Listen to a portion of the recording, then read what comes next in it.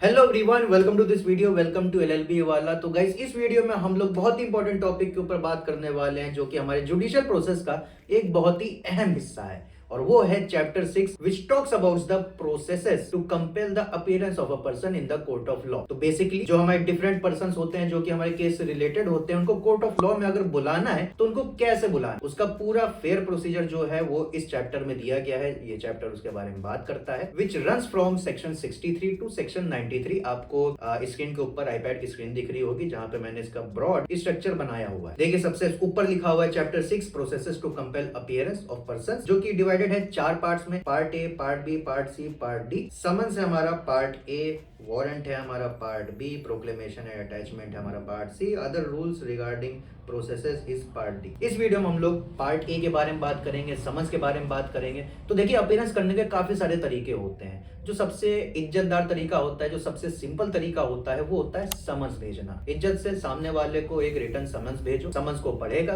Court में आएगा। तो पहला तरीका ये है किसी व्यक्ति को कोर्ट में बुलाने का। दूसरा तरीका थोड़ा टेढ़ा है कि मान लो हमने किसी को समन्स भेजा, वो समन्स का रिप्लाई नहीं कर रहा है, फॉलो नहीं कर रहा है कोर्ट ऑर्डर्स को, तो वहां पे जज साहब क्या करेंगे, एक वारंट इशू कर देंगे। Warrant means the power to arrest. Police वाला जाएगा, उस व्यक्ति को अरेस्ट करेगा, उसको फिर वहां पे कोर्ट में लेके आएगा। लेकिन मान लीजिए ऐसा कुछ हो कि पुलिस वाला उसको पकड़ने गया, उसके हाथ में वारंट है, पकड़ने गया, लेकिन जो व्यक्ति है वो भाग चुका है या फिर अपने आप को छुपा रहा किसी ऐसी जगह जहां पे वो किसी के हाथ में नहीं आ सकता। तब उस केस में हमारा पार्ट सी है प्रोक्लेमेशन एंड अटैचमेंट। उसकी प्रॉपर्टीज को अटैच कर दिया जाएगा, उसको यहाँ तक कि प्रोक्लेम ऑफेंडर वहां पे डिक्लेयर किया जा सकता है। तो ये सारी चीजें उसके साथ हो सकता है। पार्ट डी में अदर रूल्स के बारे में लिखा गया है कि वारंट समन्स साथ में कैसे काम करते हैं, उसको सबसे लास्ट में हम लोग डिस्कस करेंगे चौथे पार्ट में इस चैप्टर के। अभी पार्ट 1 से स्टिक करते हैं जो कि हमारा समन्स है। तो इस वीडियो में हम लोग सेक्शन 63 से 71 के बारे में बात करेंगे, जो कि समन्स के बारे में पूरा बात करता है। बहुत ही आसान से सेक्शंस है, ज्यादा बहुत कुछ कॉम्प्लेक्स सा है नहीं,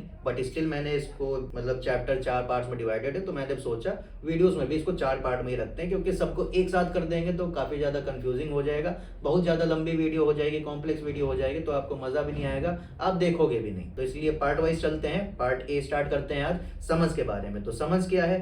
सिंपल सी मीनिंग है to appear before the court and be answerable before the court. It is a legal document which is issued by the court in order to make the person appear before a judge or magistrate. तो भैया किसी व्यक्ति को बुलाना है court के सामने, magistrate के सामने या फिर जज के सामने, तो भैया वो जो प्रिसाइडिंग ऑफिसर है वो एक लीगल डॉक्यूमेंट साइन करके भेजेंगे जिसको समन्स कहते हैं। और जब उस समन्स की सर्विस हो जाएगी उस पर्टिकुलर आदमी को जिसको बुलाना है, तब उसको कोर्ट में आके आंसरेबल होना पड़ेगा, कोर्ट के सामने उसको अपीयर होना पड़ेगा। तो सिंपल सी मीनिंग ये है समन्स की। नेक्स्ट पॉइंट क्या लिखा है? Ensuring the presence of the accused is very important during the trial as it plays a very vital role in concluding a fair trial। जी हाँ, जिसके खिलाफ आप मुकदमा चला रहे हो तो उसको तो वहां पे कोर्ट में आना ही पड़ेगा। तो उसकी प्रेजेंस को इंश्योर करने के लिए समन्स, वारंट, ये सब जितने भी हथकंडे हैं बहुत ही ज्यादा इंपॉर्टेंट हो जाते हैं, क्योंकि अगर वो नहीं आएगा तो फेयर ट्रायल हो नहीं पाएगा, और फेयर ट्रायल नहीं हो पाएगा तो जो विक्टिम है उसको वहां पे जस्टिस भी नहीं मिल पाएगी। तीसरा पॉइंट ये लिखा है, his attendance can be secured via issuing of summons और बाय अरेस्टिंग हिम और डिटेनिंग हिम। जी हाँ, बिल्कुल सही बात है, ये मैंने आपको बता ही दिया है। अब चलिए एसेंशियल्स के ऊपर बात कर लेते हैं कि समन्स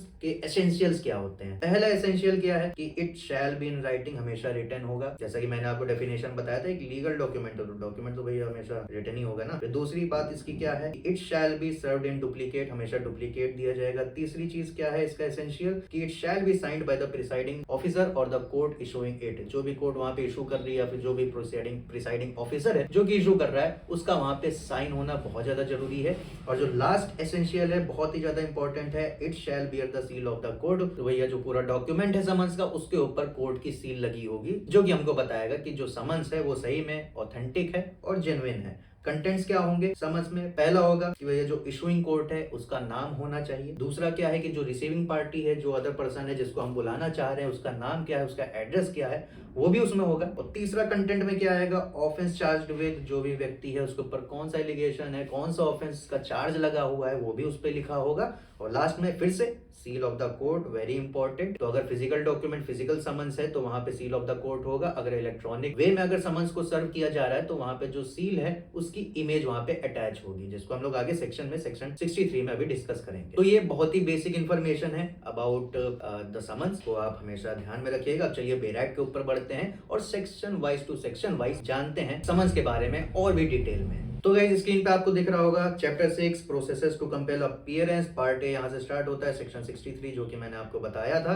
तो अभी हमने वही वीडियो में जो अभी तुरंत डिस्कस किया था एसेंशियल्स क्या है वही सब पहले ही सेक्शन में दिए गए हैं। चलिए उसको जल्दी से रीड कर लेते हैं। Every summons issued by a court under this संहिता शैल बी, पहला part, it shall be in writing, writing में होगा, डुप्लीकेट होगा, it shall be signed by the presiding officer of such court और by such of other officer as the high court में from time to time by rule direct and shall bear the seal of the court. तो ये चीज हम लोग discuss कर ही चुके हैं। इसका पार्ट 2 क्या कह रहा है, इन एन एनक्रिप्टेड और any other form of electronic communication and shall bear the image of the seal of the court और डिजिटल सिग्नेचर। अगर इलेक्ट्रॉनिक कम्युनिकेशन इलेक्ट्रॉनिक वे में अगर समझ जा रहा है तो वहां पे जो सील ऑफ द कोर्ट है उसकी इमेज लगी होगी या फिर एक डिजिटल सिग्नेचर होगा ऑफ द प्रिसाइडिंग ऑफिसर। तो ये चीज है। अब चलिए सेक्शन 64 जो कि बहुत ही ज्यादा इंपॉर्टेंट है, जो कि बात करता है प्रोसेस की भैया ये जो समन्स है उसका प्रोसेस क्या होगा, उसको सर्व करने का प्रोसेस क्या होगा, वही लिखा हुआ है सेक्शन 64 समन्स हाउ सर्व। चलिए बढ़ते हैं इसके पहले पार्ट पे। Every summons shall be served by a police officer or subject to such rules as the state government may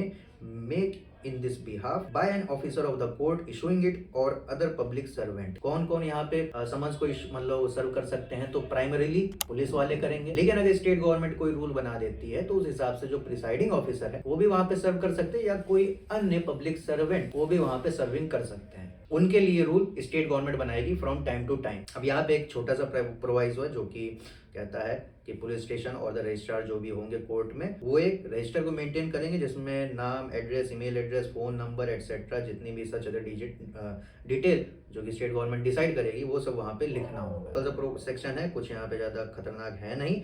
sub section 2 के ऊपर बढ़ते हैं। इस सेक्शन के the summons shall if practicable, यहाँ पे इसके ऊपर एम्फोसाइज करिएगा प्रैक्टिसेबल की अगर जहाँ तक पॉसिबल है वहाँ पे it shall be served personally जाके देना है उस पर्सन को जिसको समन करा है, बाय डिलीवरिंग और tendering to him one of the duplicates of the summons. तो ये है उसको पर्सनली वहां पे सर्व कर सकते हैं या फिर उसको डिलीवरी करवा सकते हैं। यहाँ पे प्रोवाइजो क्या है, that summons bearing the image of the courts seal may also be served by electronic communication in such form and in such manner as the state government may by rules provide। तो electronic communication में भी वहां पे भेज सकते हैं जैसा कि स्टेट गवर्नमेंट बताएगी, जिस भी मैनर में जिस भी फॉर्म में उसी मैनर या फॉर्म में वहां पे उसको सर्व किया जाएगा इलेक्ट्रॉनिक वे में। का थर्ड पार्ट क्या कह रहा है, every person on whom a summons is so served personally shall if so required by the serving officer sign a receipt therefore on the back of the other duplicate। ये एक proof की तरह काम करेगा। अदर डुप्लीकेट है वहां पे जो जिस पर्सन को बुलाने के मतलब जिसको समन्स देने गए हैं उस व्यक्ति से वहां पे उससे साइन भी करवा सकते हैं। तो ये बाद में जाके एक प्रूफ बन के आएगा। चलिए section 65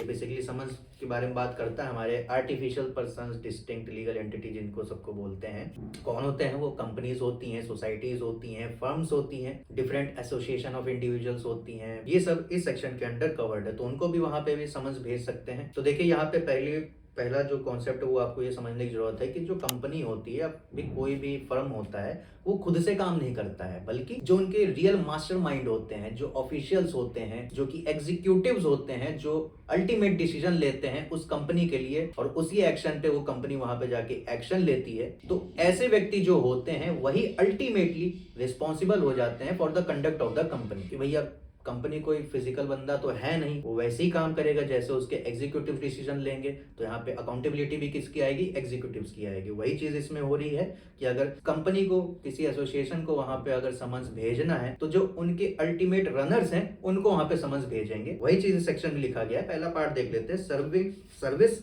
of a summons on a company or corporation may be effective by serving it on the director, manager, secretary or other officer of the company or corporation or by letter sent by registered post addressed to the director, manager, secretary or other officer of the company or corporation in India, in which case the service shall be deemed to have been effected when the letter would arrive in the ordinary course of post। तो जहाँ पे corporate bodies, firm, societies के बारे में बात आ रही है तो सर्विस कैसे होगी? उनके डायरेक्टर, मैनेजर, सेक्रेटरी या फिर अदर ऑफिसर जो भी कंपनी का है, कॉर्पोरेशन का है, उनको वहां पे सर्विस किया जाएगा या फिर उनको एक लेटर सेंड कर दिया जाएगा जिसमें वो समन्स होगा और मान के चला जाएगा कि यहाँ पे सर्विस हो गई है समन्स। एक्सप्लेनेशन के बारे में बात कर लेते हैं। कंपनी कौन होती है, कॉर्पोरेशन कौन है, for the purposes of this provision. So in this section company means a body corporate, body corporate को कंपनी कहते हैं। कॉर्पोरेशन किसको कहते हैं, इनकॉर्पोरेटेड कंपनी कहते हैं या other body corporate registered under the companies act 2013। Companies act में अगर रजिस्टर्ड है कॉर्पोरेशन हो गया, अगर सोसाइटीज रजिस्ट्रेशन एक्ट में अगर कोई रजिस्टर्ड है तो वहां पे वो सोसाइटी हो गई। सेकंड पार्ट को पढ़ते हैं। Service of a summons on a firm और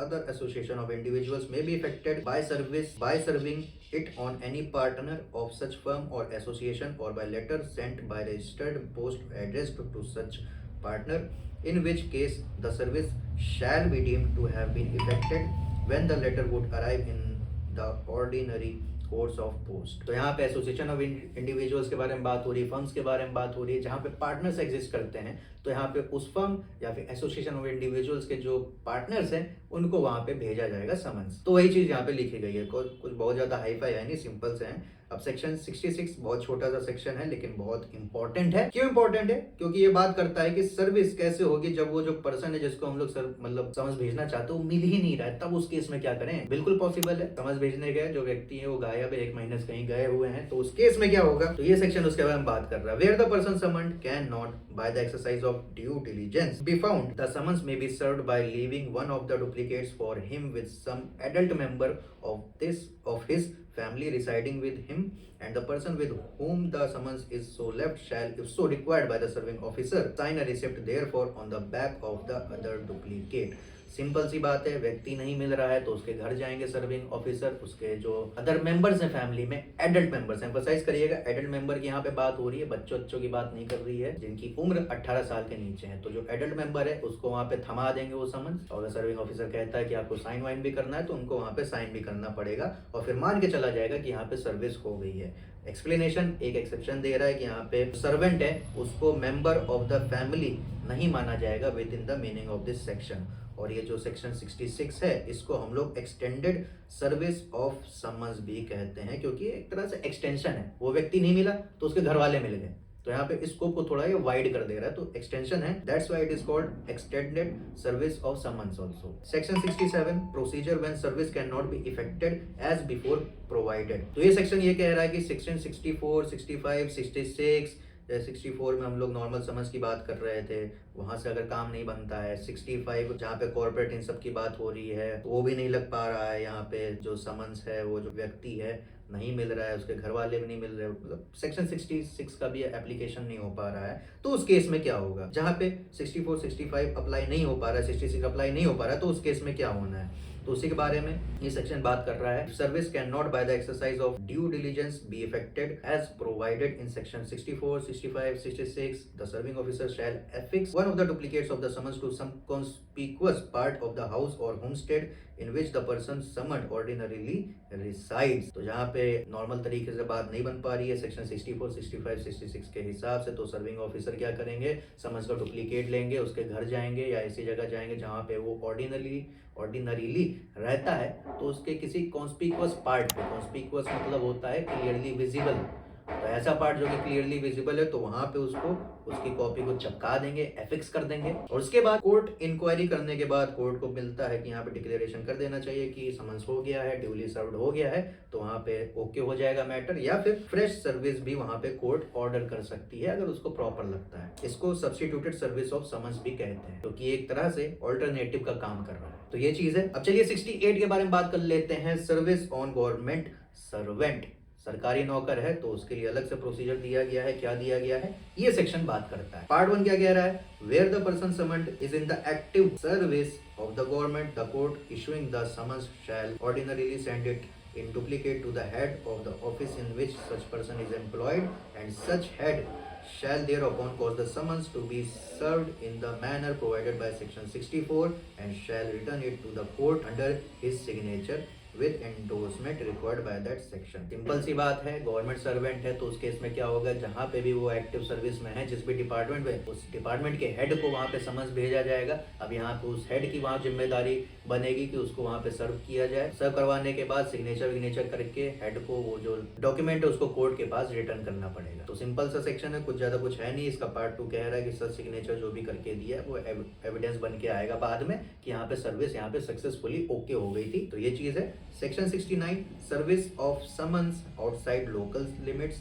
अगर कोर्ट को अपने जुरिडिक्शन के बाहर कोई भी समन्स को भेजना है, सर्विस करवाना है, तो वो कैसे होगा, वो ये सेक्शन के बारे में बात करता है। When a court desires that a summons issued by it shall be served at any place outside its jurisdiction, it shall ordinarily send such summons in duplicate to a magistrate within whose local jurisdiction the person summoned resides or is to be there served। तो जहाँ पे भी रह रहा है उसके jurisdiction में जो भी कोर्ट लगती है, जो भी मैजिस्ट्रेट वहाँ के बैठते हैं, उनको वहाँ पे समन्स भेज दिया जाएगा। वो मैजिस्ट्रेट साहब वहाँ पे उसको सर्व करवा देंगे। सिंपल सा है। Section 70 proof of service in such cases and when service officer is not present. Section 69 का ही एक्सटेंशन एक तरह से, आउटसाइड लोकल जुरिडिक्शन के बाहर अगर सर्विंग हो रही है तो उस केस में कैसे प्रूफ ऑफ सर्विस ये सब माना जाएगा, तो उसके बारे में बात कर रहा है। तो when a summons issued by a court is served outside it's local jurisdiction and in any case where the officer who has served a summons is not present at the hearing of the case, case के hearing पे serving officer वहाँ पे present नहीं है, तो कैसे वहाँ पे प्रूफ ऑफ सर्विस होगा। क्या लिखा है, एफिडेविट। एफिडेविट से यहाँ पे काम हो जाएगा। purporting to be made before a magistrate that such summons has been served and a duplicate of the summons purporting to be endorsed in the manner provided by section 64 or 66 by the person to whom it was delivered or tendered or with whom it was left shall be admissible in evidence। वो evidence बन जाएगा, as an evidence admissible होगा court of law में। And the statements made therein shall be deemed to be correct unless and until contrary is proved. जो भी statement उसमें लिखा होगा उसको वहां पे ओके माना जाएगा, एडमिसिबल माना जाएगा, करेक्ट माना जाएगा, अनलेस एंड अनटिल उसको गलत ना प्रूव कर दिया जाए। तो सिंपल सा है, कुछ है नहीं इसमें खास। उसके बाद सेकंड पार्ट कह रहा था affidavit mentioned in this section may be attached to the duplicate of the summons and return to the court. Okay ठीक है, कोई बात नहीं। Sub section 3 all summons served through electronic communication under section 64 to 77 both inclusive shall be considered as duly served and a copy of such summons shall be attested and kept as a proof of service of summons। कुछ भी खास है नहीं, self explanatory है ये। Section 71 जो कि last section है इस पार्ट का, जो कि बात करता है service of summons on witness. Witness को बुलाना है तो क्या प्रोसीजर है वो यहाँ पे लिखा गया है। पार्ट 1 क्या कह रहा है, not with standing anything content in the preceding sections of this chapter. मतलब ये सेक्शन इंडिपेंडेंट काम कर रहा है। पहले के सेक्शन 63 से 70 तक जो भी बात किया उससे कोई भी इसके ऊपर फर्क नहीं पड़ेगा। A court issuing a summons to a witness may in addition to and simultaneously with the issue of such summons direct a copy of the summons to be served by electronic communication or by registered post addressed to the witness at the place where he ordinarily resides or carries on business or personally works for gain। तो court किसी भी व्यक्ति मतलब witness को बुलाना चाहता है तो वहां पे नॉर्मल समन्स तो भेज ही सकते हैं, लेकिन उसके एडिशन में या फिर उसके साथ ही एक इलेक्ट्रॉनिक कम्युनिकेशन भी समन्स का भिजवा सकते हैं, या फिर by registered post addressed to the witness at the place where he ordinarily resides, या फिर जहां काम करता है या फिर जहां पे बिजनेस करता है। तो ये चीज है when an acknowledgement purporting to be signed by the witness or an endorsement purporting to be made by a postal employee that the witness refused to take delivery of the summons has been received or on the proof of delivery of the summons under subsection 3 of section 70 by electronic communication to the satisfaction of the court issuing summons may deem that the summons has been duly served। तो यह court के पास acknowledgement आया है कि यहाँ पे जो witness है उसका साइन है, या फिर जो पोस्टल एम्प्लॉय है उसने एंडोर्समेंट किया है कि यहाँ पे जो विटनेस है उसने समन्स लेने से ही मना कर दिया था, या फिर इलेक्ट्रॉनिक कम्युनिकेशन के थ्रू वहाँ पे समन्स को सर्व कर दिया गया है, तो मान के चलेगी यहाँ पे कोर्ट की समन्स की यहाँ पे सर्विस हो चुकी है, डिस्पाइट द फैक्ट वो विटनेस वहाँ पे रिफ्यूज भी कर दिया हो। तो ये सारे गाइस प्रोविजंस थे regarding part A summons of the chapter 6 processes to compel appearance of person in the court of law. तो आपने देखा होगा कुछ बहुत ज्यादा हाईफाई सेक्शंस नहीं थे, बस आप उसको रीड करोगे वैसे ही आपको समझ में आ जाएगा। लेकिन अब जैसे जैसे हम लोग पार्ट बी और पार्ट सी की तरफ बढ़ेंगे तो थोड़ा बहुत कॉम्प्लेक्सिटी आएगी, थोड़े बहुत टेक्निकल चीजें आएंगी, उसको हम लोग अगली वीडियो में further parts of this chapter हम लोग उसमें जाके डिस्कस करेंगे। तो ये पहला पार्ट था चैप्टर 6 का, कि अराउंड 2-3 पार्ट्स और आएंगे, फिर ये चैप्टर समाप्त हो जाएगा। बाकी आई होप आपको ये वीडियो इन्फॉर्मेटिव लगी होगी। वीडियो अगर अच्छी लगी हो तो आप वीडियो को लाइक कर दीजिएगा। इसके साथ ही मेरा आपसे एक और गुजारिश है कि आपको अगर पढ़ाई लिखाई के साथ थोड़ा मनोरंजन भी चाहिए तो आप LLB वाला के इंस्टाग्राम पेज को जाके इंस्टाग्राम पे फॉलो कर सकते हो। यहाँ पे हम लोग बहुत सारे कंटेंट डालते हैं, मतलब काफ़ी हंसी मजाक वाली चीज़ें डालते हैं। तो आप पढ़ाई लिखाई से थोड़ा बोर हो जाओ तो आप वहाँ पे जाके उसको फॉलो कर सकते हो, आपको बढ़िया बढ़िया कंटेंट वहाँ पे देखने को मिलेगा। और बाकी जो पढ़ाई लिखाई की बातें होती है वो तो हम लोग यूट्यूब के ऊपर करते ही हैं, तो आप यहाँ पे भी फॉलो कर सकते हो, सब्सक्राइब कर सकते हो अगर आप चैनल पर नए हो। बाकी इस वीडियो में इतना ही। आई होप आपको वीडियो पसंद आई होगी। वीडियो अगर पसंद आई तो वीडियो को लाइक कर दीजिएगा। कुछ आपका सुझाव हो या अगर आपका सवाल हो या अगर आपको कुछ कहना हो तो आप नीचे कमेंट सेक्शन में कह सकते हो। बाकी ऐसी और भी वीडियोस के लिए आप सब्सक्राइब कर सकते हो LLB वाला को। अगर आपको वीडियो हेल्पफुल लगी हो तो अपने दोस्तों को जो कि लॉ की फील्ड में है उनको भी आप भेज सकते हो वीडियो, ताकि उनको भी समझ के बारे में थोड़ा ज्ञान मिले, उनको भी चीज़ें समझ में आए। बाकी स्टे सेफ, जय हिंद, टेक केयर।